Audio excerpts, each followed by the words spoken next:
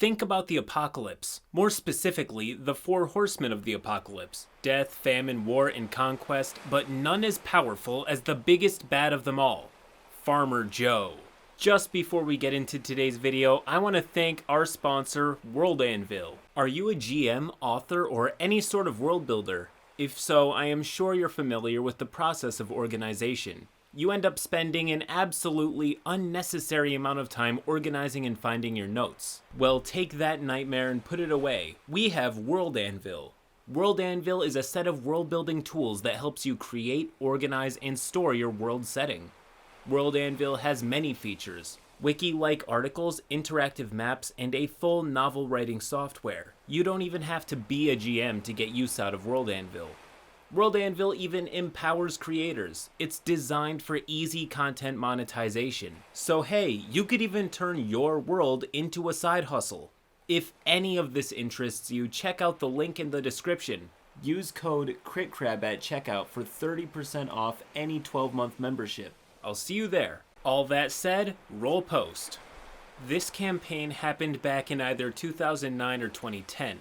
But the legendary name of Farmer Joe still invokes fear in my brothers and I to this very day. We were playing World of Darkness, and we decided to make the setting medieval for our nefarious schemes. We were to be the ultimate baddies of this poor, archaic world. To start, each of our morally bankrupt characters were abruptly summoned into the realms of an eldritch god who wished to use us as the four horsemen of his homebrew apocalypse. In turn, we get to live in his hellscape as evil warlords who can torment whatever they pleased. In hindsight, this eldritch god was probably gonna dump our bodies into hell anyway, but we couldn't exactly say no lest we get turned inside out. We were basically tasked to destroy everyone and everything as brutally as possible, all to make way for our new Lord and Savior, Generic Chaos God, trademark. The party consists of the following: DM, my oldest brother and a master of the craft; Necromancer, played by my second oldest brother; Assassin, played by a close family friend who's basically my adopted brother; and Bob, played by another great friend of ours. Bob's an Indiana Jones archetype who somehow possessed all of the 12 talismans from Jackie Chan Adventures. His real magic power is how he managed to get away with that in a World of Darkness campaign. And me, a noob who played an edgy, albeit useful vampire. And unfortunately, my character would be the one who would unleash the terror that was Farmer Joe.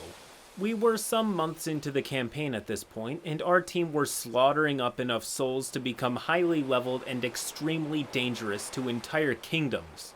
DM would throw huge baddies at us, and we would come out semi-unscathed, with the occasional revive for Bob.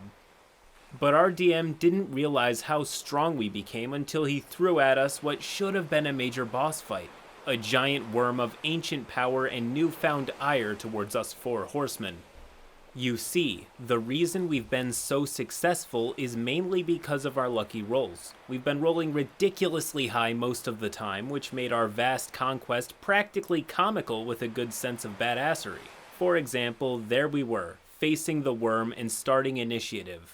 My vampire, being the fastest, went first, and I made multiple high rolls and a couple of nat 20s. Everyone at the table were absolutely gobsmacked at how much damage I was raking up from a single roll.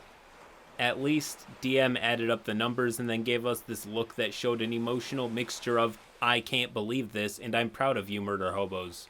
With a single turn, my vampire ran into the worm's mouth, dug her way into its stomach, and then tore out of its belly like mother effing alien spawn. We all cheered. We were unstoppable. Our Chaos God has blessed us with high rolls, and no one, not even worms, could stand against us. Until he came. It happened shortly after the worm fight. At this point, our characters were in need of supplies as they were prepping to raise the next big city. DM gave us a nondescript farmer's town to plunder and feast upon to prepare for the journey. We all decided to split up and cure this town of its pest problem, i.e. human filth. Assassin did some assassinating and looted some homes. Necromancer raised whatever dead bodies resulted from our mayhem for his unholy army. And Bob used his dragon talisman to burst the buildings into flames. My vampire, feeling drained from using so much power against the worm, decided to keep it simple and just feast on whatever humans she came across. Her favorite thing to do was punch through people's hearts and eat them. So edgy. As she feasted, she came across a little gothic home that had a wife and 2 kids inside. My vampire, without remorse, ran in and slaughtered the family Demon Slayer style. As Vampire feasted on their flesh, she suddenly heard a wild cry. She looked up to see a figure standing at the door, its silhouette complete with a straw hat, grass stem in its mouth, and a pitchfork over the shoulder. There he was, Farmer Joe. Although at the time his legendary name was not yet known, my character should have ran, but instead she decided to toy with him. Farmer Joe cried with animalistic agony at the remains of his family at my vampire's feet. Then suddenly, in a bloodlust rage, he charged at her with his pitchfork. Vampire was amused at his attempt at heroics. She'll just sidestep out of the way and slice him in half. However, there was one thing my vampire, nor the rest of the horsemen, hadn't realized. Our dice roll blessings had just ran out. And my god, did our rolls become the desolate plains of hell themselves. Pops of light flurry in my vampire's eyes and her ears ring. As she comes to, she sees Farmer Joe's foaming mouth inches from her face. She feels something warm running down her abdomen. She looks down in a stupor to find the pitchfork had sunken straight into her vital organs and was currently pouring her hard-earned blood out of multiple puncture wounds. The table laughs. Did the wormling vampire really just get owned by a farmer? But oh, how wrong we were. For this farmer started a fight that would last the rest of the session, and leave half of us 4 horsemen out of commission. My vampire was currently standing in a pool of red consisting of the blood of the family she had just slaughtered and her own blood, which was currently pouring out of 4 gaping holes in her abdomen. Farmer Joe, still enraged at the death of his loved ones, reeled back for another stabbing. My vampire has had enough of this ludicrous display. Right as Farmer Joe rushed her with another stab of his trusty pitchfork, my vampire grabbed his left arm and pulled it clean out of its socket. The DM did some more rolls and whistled at his dice. He told me to roll mine. Our chaos god has cursed us. Not only has Farmer Joe kept his composure with an arm socket literally squirting out jets of blood, he managed to skewer the vampire again, doing massive damage. So naturally, as apparently any vampire kebab would do, my vampire reached out and pulled out his other arm. Farmer Joe was now Armless Joe, and yet the bastard won't die.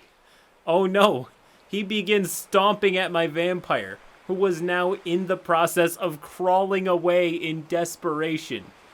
Of course, at this time, the rest of the 4 horsemen caught wind of the vampire being under duress.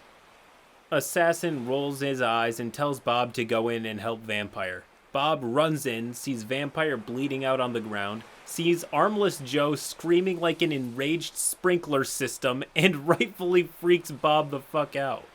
So Bob decided to set the building on fire.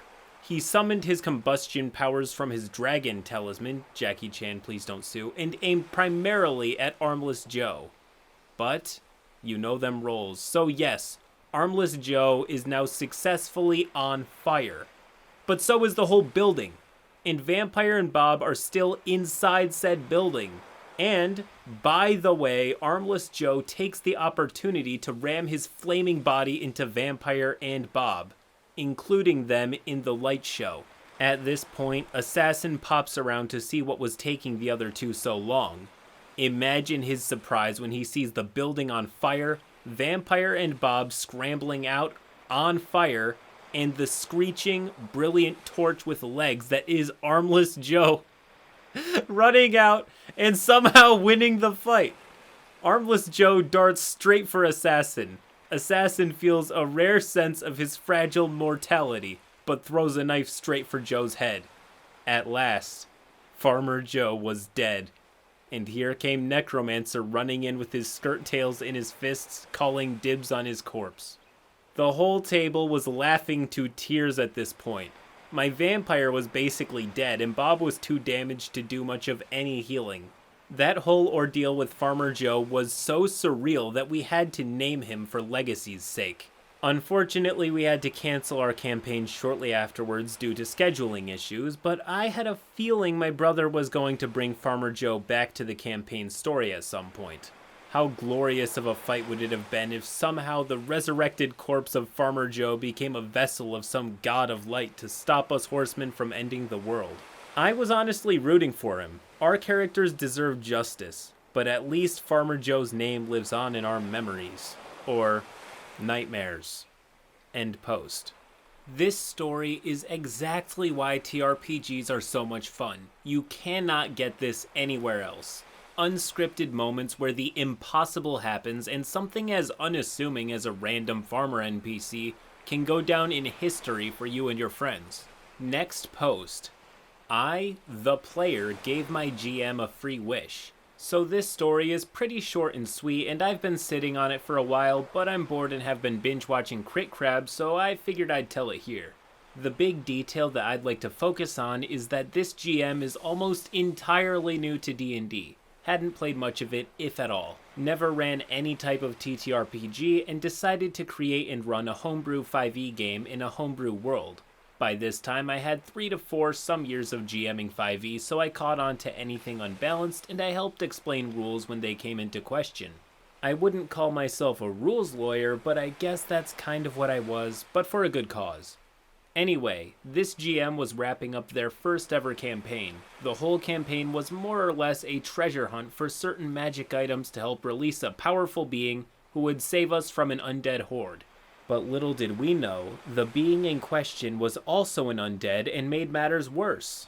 I wouldn't call the campaign a masterpiece. The GM wasn't Matt Mercer or Gary Gygax in disguise, but I was very impressed and had tons of fun and wanted to help the GM as much as I can to make sure things run smoothly.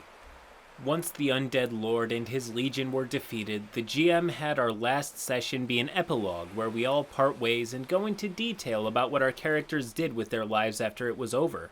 I personally wanted my epilogue to go last, so I didn't interrupt anyone else's. We were all level 16 when the campaign was over, and my character was a bard. Before I told my whole epilogue, I asked the GM if we could have one free level up even though all the baddies were dealt with. The GM said sure, and my character turned level 17. My character was a bard, and being level 17 meant access to 9th level spells. I chose the wish spell. Don't be alarmed, this isn't gonna end poorly, I hope. With my epilogue, I told the party how my character wandered from city to city and town to town, and one day was resting on a grassy hill watching clouds go by, about to fall asleep with my character's pet in his lap. He then spoke to his pet, even though the pet couldn't speak back, and went on about how he wondered how everyone is doing, and how many other places there must be to have fun or important adventures. And then he said, "You know what I would wish for, if I could? I would wish for..." It was at this point I had my character fall asleep. The GM and the party asked about why I had my character fall asleep instead of casting the spell, to which I responded that the spell was cast. The wish itself, and all of the power and potential that comes with it, is out in the air. I then went on to explain that the wish was for the GM to use. I thought the campaign was fun. I thought the world was fun, albeit very small, like the size of Idaho for an entire world, and I thought that the GM was very good. I then went on to explain that the GM can now use that wish for whatever they wanted. I know that they're the GM, and as the GM they decide everything, but too often have I tried to get into world building and failed, or tried to run a game a specific way and failed, or tried to allow anything and failed. Where I was too open and free with how I ran games, or the polar opposite, whenever I tried to crack down and make things make sense, it typically ended with disaster and I would just stick with it. I got stuck in my own god-awful creations. I thought that the GM was good and had some serious potential for advanced stuff, and I didn't want to see the GM go down the same maddening path I did when I started, so I basically said, "You have a free wish. A wish in which you can use as often as you want to create whatever you want without you limiting yourself. I can't wait for the next campaign." Since then, the GM and I, plus some friends, have been working on making our own world all together. And every now and then the GM will say, "I like this thing. I wish for it to be in the world. And we all smile and go with it and make it work. End post. This is probably the sweetest and most creative way I've ever seen a player repay their DM. Some bring snacks or whatever else, but this is a whole nother level of awesome. DMs often feel unappreciated or that they aren't trying hard enough to please their players, usually needing to reassure themselves that they're doing a good job. If I, as a DM, received a gesture like this, I would probably melt. If you want another glory story, my favorite one is right there on the top. But you can see a whole list of other stories, good and bad, in the playlist provided below that. Till next time.